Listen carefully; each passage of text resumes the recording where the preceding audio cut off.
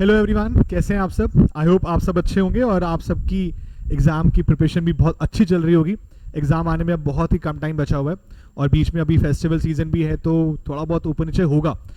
लेकिन जब आपका एग्ज़ाम आप 2 तारीख को शुरू होने वाला है, तो उसके लिए आपको अकाउंट्स का फाइनल रिवीजन कैसे करना है मैं आपको बताने के लिए आया हूँ। मैं आपको एक मास्टर प्लान देने वाला हूँ अपनी तरफ से, और आपको पता है जो मेरे पढ़े हुए बच्चे हैं, मैंने उन सबके साथ डिस्कशन पहले भी कर रखा है कि आपको लास्ट डेज में सिर्फ इंपॉर्टेंट क्वेश्चन लिस्ट को करना है। जो इंपॉर्टेंट क्वेश्चन लिस्ट मैंने आपको दे रखी है ऑलरेडी। अगर आपके पास नहीं है तो मैं टेलीग्राम चैनल पे दोबारा शेयर कर दूंगा, वहां पर रिवीजन नोट्स भी हैं और हर तरह से आपकी फैसिलिटी के लिए वहां पर टेस्ट सीरीज भी हमारी तरफ से ऑलरेडी अवेलेबल है। तो प्लीज प्लीज प्लीज आप जो भी बच्चा इस वक्त रिवीजन कर रहा है, प्लीज अपनी तरफ से टेस्ट जरूर दीजिए। अगर आपने टेस्ट नहीं दिया तो आप समझिए कि आपको आपकी गलतियों का पता नहीं चलेगा, और अगर पता नहीं चला तो आप वो गलती एग्जाम में करके आएंगे। तो प्लीज ध्यान रखिएगा, टेस्ट जरूर देना है। बट मैंने अपनी तरफ से आपको लिए एक रिवीजन प्लान जो बनाया है उसको एक बार देख लीजिए पूरा। आपका नवंबर 22 का एग्जाम डेट आपकी 2 नवंबर है, जिसके लिए मैं आपको हर बार की तरह एक हफ्ते का टाइम लेके चलता हूं जी। एक हफ्ते में हम पूरा रिवीजन अच्छे से करेंगे। इस एक हफ्ते में आप अगर चाहें तो अपने साथ में कोई और सब्जेक्ट उठा सकते हैं, अगर आपको लगता है कि आपके पास टाइम बच रहा है तो। बट ये मैंने अपनी तरफ से इंपॉर्टेंट क्वेश्चन लिस्ट को ध्यान में रखते हुए टाइम रखा है, क्योंकि इतना टाइम मुझे चाहिए कि आपके अच्छे मार्क्स अकाउंट्स के पेपर में आ सके। तो सबसे पहले हम रिवीजन स्टार्ट कर रहे हैं अपनी 26 अक्टूबर के दिन से। 24 तारीख की दिवाली है, 2 दिन आपको लग जाएंगे सब कुछ फ्री होते होते, और मैं तो कहता हूँ जी उन दिनों में भी पढ़ना है आपको, वो टाइम भी वेस्ट नहीं करना है। बस फेस्टिवल के लिए थोड़ा बहुत टाइम निकालिएगा, बाकी टाइम अपनी पढ़ाई पे लगाइएगा। तो 26 अक्टूबर को 2022 से आप पढ़ना शुरू कर रहे हैं। किस चीज़ के लिए? फर्स्ट डे जो हमारा है रिवीजन का, उसमें आप अपना प्रॉफिट प्रायर टू इनकॉर्पोरेशन जो कि 5 से 10 मार्क्स का होता है, ऑल्दो पिछले अटेम्प्ट के अंदर 20 मार्क्स में आया था, अनएक्सपेक्टेड था, लेकिन कुछ भी हो सकता है, इसलिए आपको 5 से 10 का एक एवरेज लेके चलना है। उसके अलावा bonus and right issue, redemption of preference share capital, ये पहले 3 टॉपिक जो हैं एक्चुअली में ये हमारे बुक के 2 चैप्टर्स है, चैप्टर 1 चैप्टर 2। और मैनेजरियल रेम्यूनरेशन एक छोटा टॉपिक है जो कि एग्जाम में काफी टाइम से रेगुलर बेसिस पे आ रहा है। तो मैनेजरियल रेम्यूनरेशन को 5 मार्क्स में आपको करना है। उस दिन रात को AS1 और AS13 मैं आके रिवाइज कराऊंगा। कुछ क्वेश्चन जो हमें लगता है जी इंपॉर्टेंट हो सकते हैं एग्जाम के लिए, मैं वो भी कराऊंगा। तो इसका मतलब अब आपको किसी भी एएस को खुद करने की टेंशन नहीं है, उसे मैं आके रिवाइज कराने वाला हूं, उससे क्वेश्चन कराने वाला हूं। जब वो क्लास खत्म हो जाएगी तो आप उसी के बाद बैठकर एएस का वो वाला पार्ट भी खत्म कर देंगे। बचे हुए क्वेश्चंस को भी कुछ रिटन फॉर्म में करना जरूर, क्योंकि रिटन फॉर्म में करोगे तो एएस एग्जाम में सही तरह से लिख पाओगे। ठीक है जी। इस तरह से सेकंड डे जो आपका होगा 27 अक्टूबर का, उसमें हम इन्वेस्टमेंट करेंगे, क्योंकि लास्ट क्लास हमने क्या किया होगा रिवाइज, AS13, तो हमारा इन्वेस्टमेंट चैप्टर किया जाएगा, हायर परचेज का किया जाएगा, और हम AS3 को रिवाइज करेंगे। क्यों? क्योंकि AS3 के साथ साथ मैं AS3 बेसिकली क्यों बोल रहा हूँ, क्योंकि हमें नेक्स्ट डे में कैश फ्लो करना है।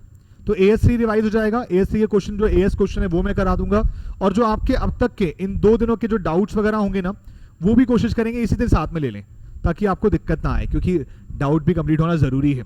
और अगर आपके पास सरप्लस टाइम बचता हो तो कुछ आप मॉक टेस्ट RTP इसी के साथ में निपटा सकते हैं, क्योंकि वो करना भी थोड़ा बहुत जरूरी होता है। ऑल्दो हमारी बुक में इंपॉर्टेंट क्वेश्चन लिस्ट में वो सब चीजें कवर ऑलरेडी हो चुकी होती हैं, लेकिन फिर भी।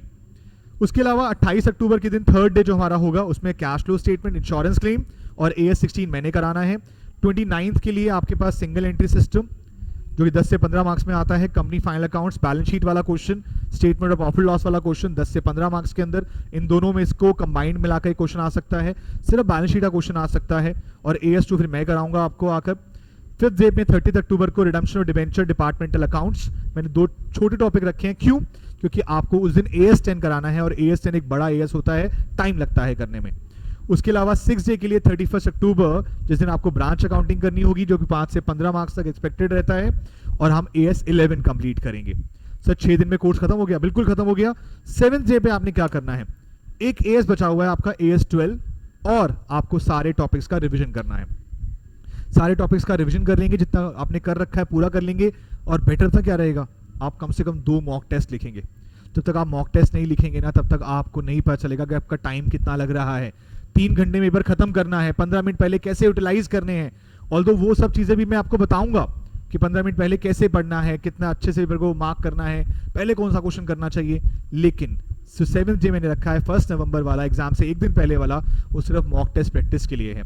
ऑलरेडी हमारे टेलीग्राम चैनल के ऊपर 3 मॉक टेस्ट ऑलरेडी अपलोडेड हैं, वहां जाकर उनको ले लीजिए, अभी से डाउनलोड करके रख लीजिए, ताकि आपको बाद में दिक्कत ना आए। और जो एग्जाम डे होगा उस दिन आपको क्या करना है, आपको ऑल एएस रिवीजन करनी है और फ्रेमवर्क जो थ्योरी है आपका वो वाला पार्ट निपटाना है। ये थ्योरी वाला पार्ट मैं कोशिश करूंगा कि मैं 7th डे जो है इस दिन शाम को ही करा दूं, ताकि आपको अलग से करने की दिक्कत ना आए और आप सुबह सुबह एग्जाम में उसको रिवाइज करके चले जाएं। पिछली बार के अटेम्प्ट में जो मई 22 का अटेम्प्ट हुआ उसमें थ्योरी नहीं आई है, फ्रेमवर्क वाली थ्योरी नहीं आई है, अदरवाइज उससे पहले ऑलमोस्ट हर अटेम्प्ट के अंदर थ्योरी आई थी। तो मुझे पूरी उम्मीद है कि इस बार के एग्जाम में थ्योरी आ सकती है, चाहे वो कैपिटल मेंटेनेंस का क्वेश्चन आ जाए, चाहे वो नॉर्मल बेसिक थ्योरी आ जाए, लेकिन आएगी जरूर। सो बच्चों, मेरी तरफ से ऑल द वेरी बेस्ट, जय माता दी। बस प्लीज ध्यान रखिएगा, इतना टाइम लगेगा आपको, अगर आपको अकाउंट्स पेपर में अच्छे मार्क्स चाहिए, आप 80 का प्लस का टारगेट लेके चल रहे हैं, 90 प्लस का टारगेट लेके चल रहे हैं, तो इतना टाइम आपको देना पड़ेगा, 7 दिन चाहिए ताकि आप अच्छे से कर सकें। और अगर आपको लगता है सर नहीं हमारा अकाउंट स्ट्रांग है, हमें आता है, तब भी मैं बोलूंगा कि आप ये टाइम लीजिए। हाँ, उस दिन एक दिन कुछ उस टाइम के अंदर, उस दिन के अंदर 2-3 घंटे किसी सब्जेक्ट को दे दीजिए, लॉ पढ़ लीजिए, टेक्स्ट में जीएसटी पढ़ लीजिए, वो आपकी मर्जी है। लेकिन 7 दिन दीजिएगा। आप ऐसा मत कीजिएगा आप 4-5 दिन पहले शुरू करें, प्लीज 7 दिन पहले शुरू करना है, साथ में पढ़ लीजिए शॉर्ट इंटरवल्स में, लेकिन पढ़िए 7 दिन के लिए।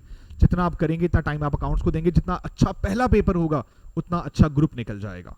ठीक है बच्चों, so all the very best. जल्दी मिलेंगे फिर आपके साथ 26 अक्टूबर को एएस रिविजन्स के साथ में। Bye bye, take care, all the best.